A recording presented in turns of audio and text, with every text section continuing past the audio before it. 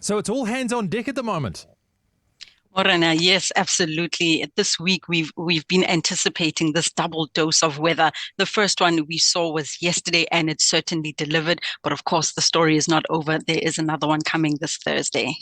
Okay, so what's behind this surge in weather? Like, what's causing this, I guess, windy disturbance?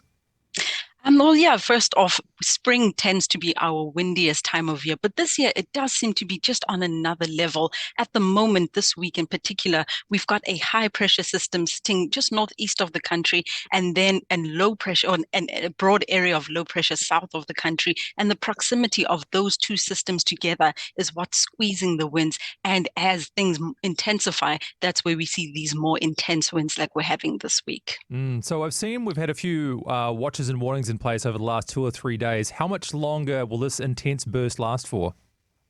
Yes, so we had our first round yesterday, and that certainly delivered. We saw very strong winds and a lot of rain as well. And of course, the impacts were widespread. So today is actually our day to calm down, catch our breath. The winds will still be going. And of course, there are those fires around the country. So the winds will still complicate things a little bit. But then Thursday comes, and that is when things get cranked up once again. So those watches and warnings in place at the moment are for Thursday, and that is both for wind and rain. So for places that are under those watches and warnings, definitely do keep in mind what could be on the way. Okay, so which particular areas should people be most cautious in at the moment?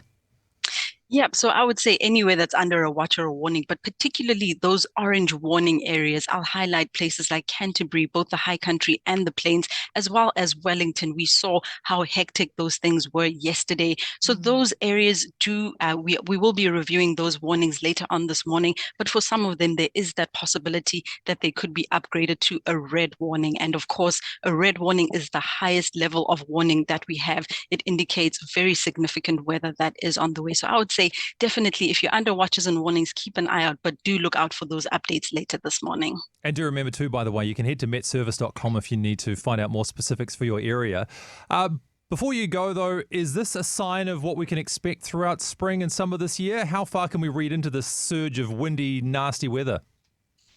Well, for the rest of this week at least, yes. So we've got our breather today, ramping up on Thursday. Things on Friday do seem to calm down a little bit. And of course, we've got Labor Weekend coming up this weekend. So not looking too bad, still a little bit windy, but for Wellington, it'll be more like a normal kind of wind. So I think at this point, we're probably grateful for a normal windy welly day.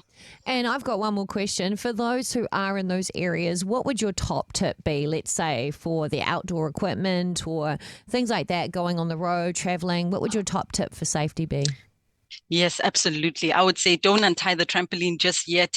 And if there are any things that are still untied, definitely tie down any of those loose items. I'd say for Thursday, expect windy conditions and plan your day accordingly, whatever that might mean for you. And the third thing I would say is keep up to date and heed the advice of those partner agencies like councils, civil defense, and feds. Thank you so much for watching that with us. If you want to watch the next video just like it, this is the one for you. We're so grateful to have your company on this channel, and there are so many more incredible stories. So make sure you like and subscribe right here.